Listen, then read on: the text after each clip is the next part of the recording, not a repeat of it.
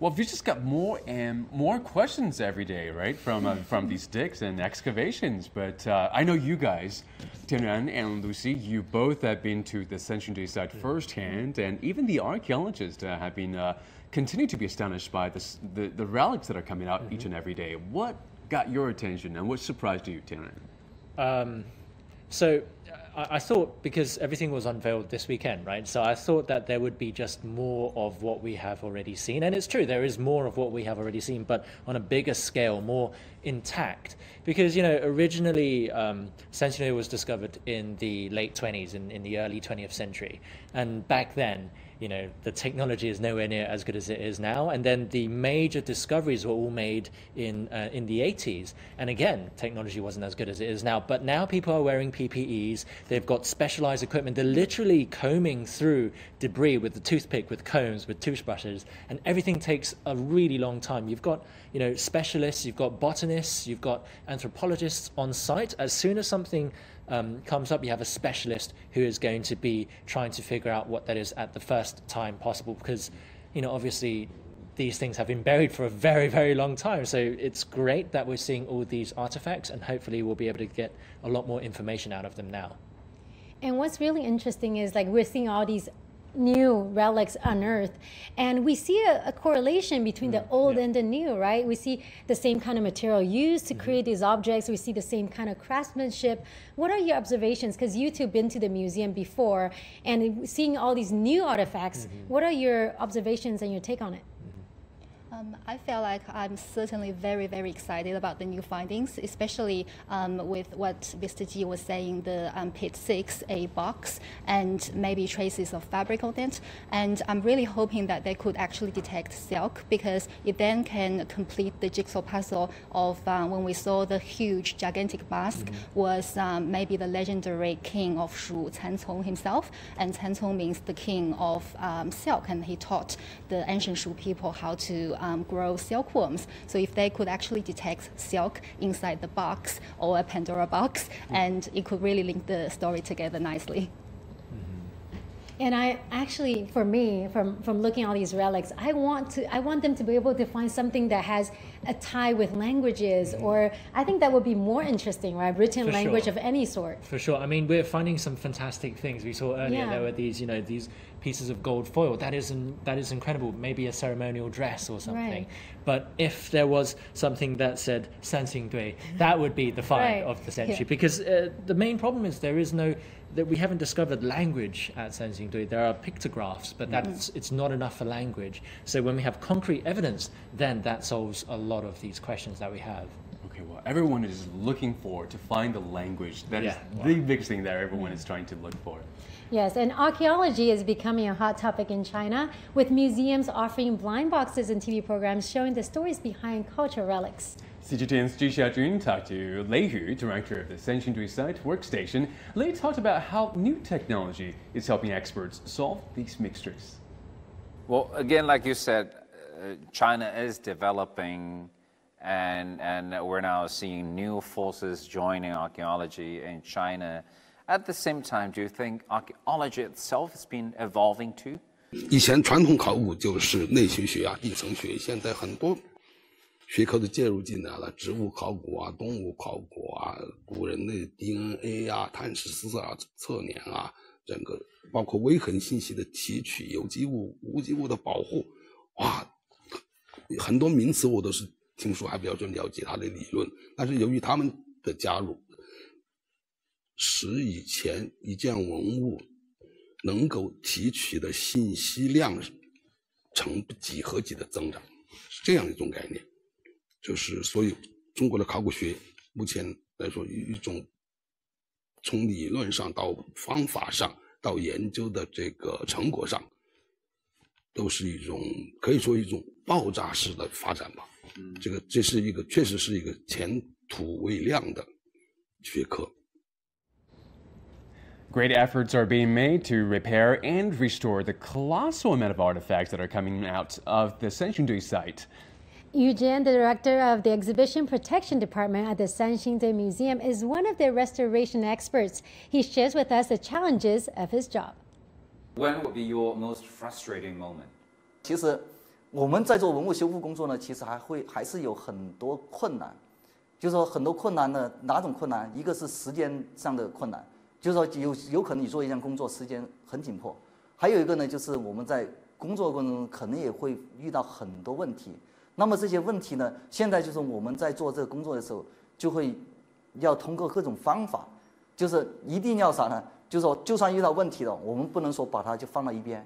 其实从事文物修复和保护，它有很多这种方法能解决。我们就要找其他新的方法，会不会引入了一些像一些检测设备？可能我们没有想到的，是不是再去查一下文献，看看有没有相对应的这种解决的方法？那么我们需要多学科，像考古学科，或者是历史学科，或者美术学或者雕塑学各种学科的这种加入。然后呢，我们想出另外的方法，能够有依据的方法，要对这个保护工作要能够更顺利的开展。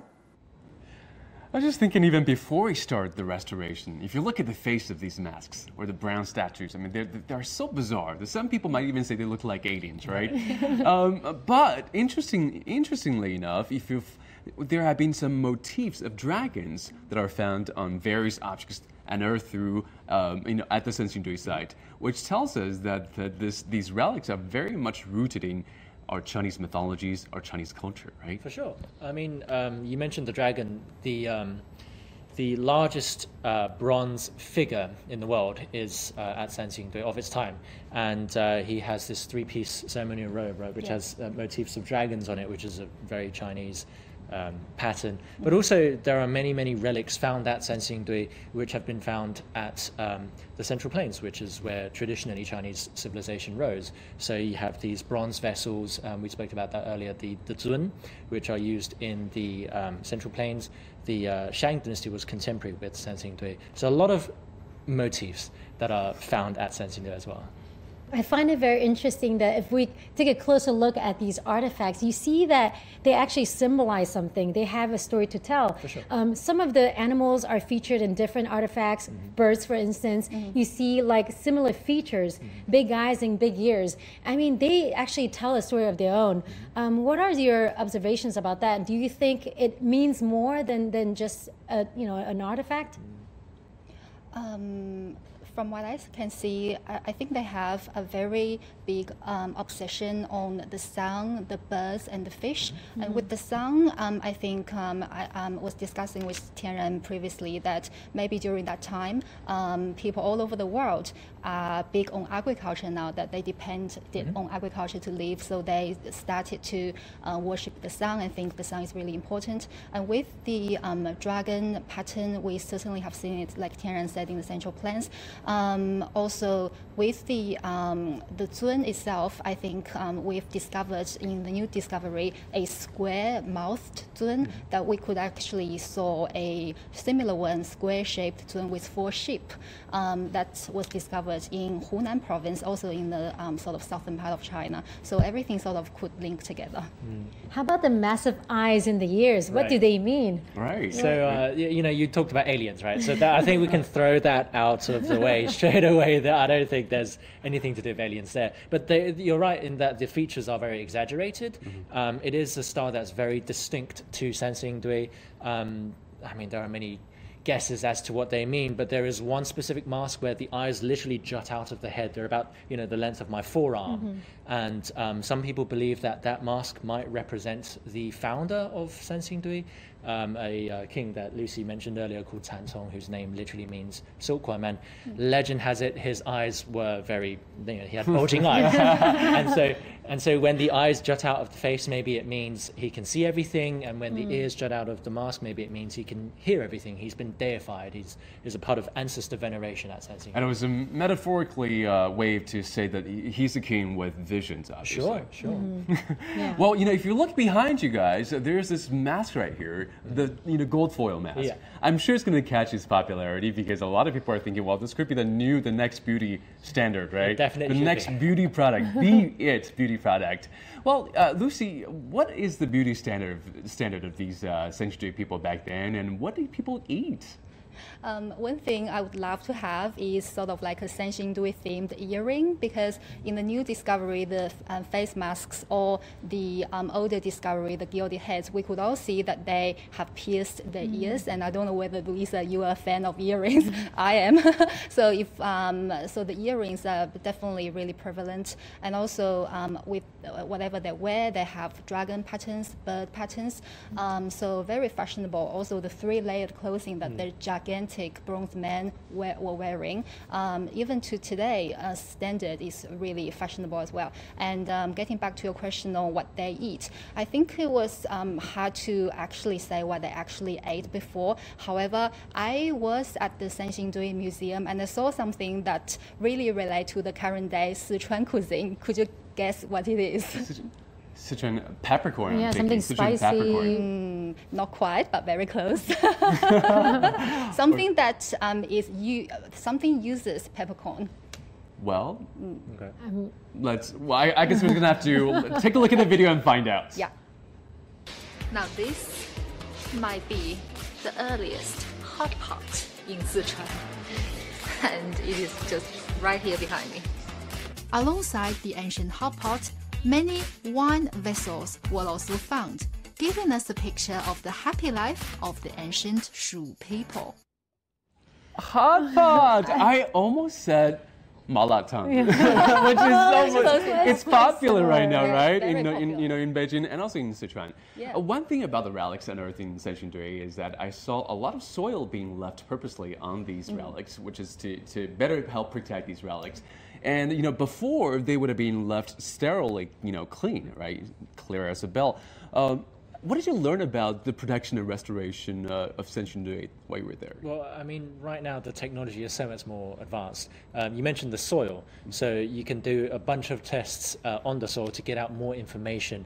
For example, we don't even know if these pits are actually sacrificial pits. It's called sacrificial pits. It looks like they were used for ritual sacrifice, but we're not sure yet. And that's the whole reason we have to do so many tests on the soil, for example, to see if there's an ash pit, if it's been burnt, how the soil has been layered, if it's been done, one layer at a time, or if they've just put a lot of soil all in at the same time. It's just all about information. And what is really great about that is that the preservation today isn't just about preserving and restoring everything to its former glory. For instance, a lot of relics were left, they were shattered, they were smashed, they were burned, as you were mentioning before, just really badly deformed.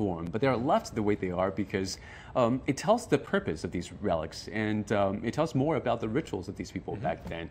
But restoring, even before you restore anything, and I think the restoring, the excavation isn't always the hardest part. The hardest part is probably saying goodbye to these relics. Because once the relics are restored, they are handed over to the museum for safekeeping and display. But what are some of the other ways for people to embrace them in everyday lives? Well, Julian, the SANXINGDUI Museum also houses a series of cultural products to ensure that visitors can walk away with some great memories. CGTN Xiaojun is there to show us some artifact-inspired products. Let's take a look. Now, if you have been following our reports in the past few days, you're familiar with the images and designs of these souvenirs. Just look around, a huge variety of souvenirs. They have postcards, books, coins even. And over here, they have scarves and mugs. And here is the bookmarkers section. And I'm sure you're familiar with the design of a bronze head with golden mask. And over here is the sacred tree. There are actually 3 bookmarkers combined together to form this sacred tree. Now, it seems this is a new campaign with a lot of museums in China. They're not just selling or producing souvenirs. They're producing souvenirs with their own original designs, like this one. It's a ruler. But if you take a look at this 7 signs, people don't know what they are. They might be just signs, or are they a kind of ancient language? We don't know. But when we say all these artifacts, they might be historical from over 3,000 years ago. But these souvenirs are absolutely new and young. And the way the market, the souvenirs is also young. Just take a look at this as a blind box. You don't know what you're getting when you buy one of these boxes. Actually, they have a collection of 6 items with one surprise golden bird. And you're not guaranteed to get one of that if you buy 6 of them. But the thing is, if you have not made a visit to SANXINGDUI at the museum, probably you wouldn't be able to feel the connection or the charm of these designs and images. So come and visit SANXINGDUI and see for yourself before you play the game of blind boxes.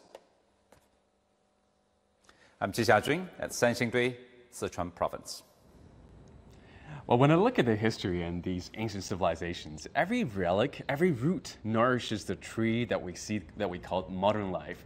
Yet I also see the reverse happening with these ancillary products, such as the bookmarks and the blind boxes, right? They are giving extra value or added meaning to what the relics originally were meant for. And this also obviously helps protect the cultural treasures as well, right? Yeah, I think especially if you haven't been watching all of the news about SANXINGDUI and you go to the museum, you'll see these things and you'll be like, okay, that's interesting, but maybe there's not much of a link between you and the relic. But then if you have like a phone case with one of these gold masks, or if you indeed I'm just throwing ideas out there, if you have like a gold mask sort of face mask, or something that is actually closer to our daily lives, that's also bringing the past into the present. But beyond these products, how can we spark the young generation to be interested in the history, in the stories of these artifacts?